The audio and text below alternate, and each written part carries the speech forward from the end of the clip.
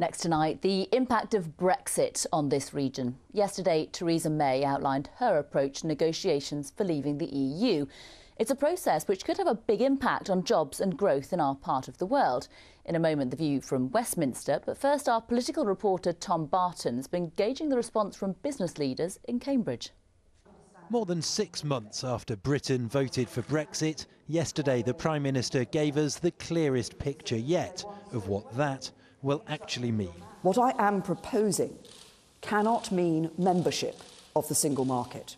And in a room packed with business leaders in Cambridge this morning, those words were one of the hot topics of conversation. Personally, I thought the speech was good because it was needed at this time. People have been waiting for it to come out. Completely vague, disappointing, but not altogether unexpected. I actually thought that Theresa May was very good. I thought the speech was very articulate, very well informed and very coherent.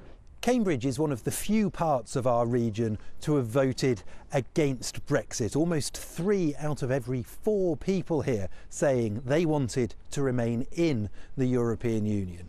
Part of the reason is that the science and technology industries, which are such an important part of this economy, rely heavily on highly skilled workers coming here from elsewhere in the EU. And I'm not sure actually we learned anything yesterday. And for Theresa May's former cabinet colleague Andrew Lansley, questions still remain for those Cambridge businesses. Actually, the speech didn't tell us some of the things we need to know in order to see whether it's going to turn out to be a success or not. What is this new immigration system that we're going to have in Britain going to look like? Is it just going to look like the old one and with the same difficulties of trying to bring people from abroad as we experience at the moment in relation to people from America, for example? But for those who've worked with some of Cambridge's biggest companies, there was a sense that the Prime Minister has been listening. People in Cambridge here are very used to collaborating right across Europe and across the world in developing the new science.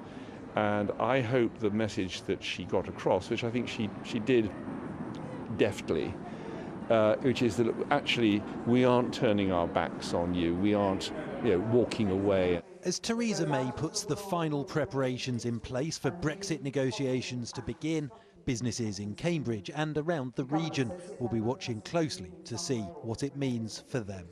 Tom Barton, BBC Look East, Cambridge. Well, while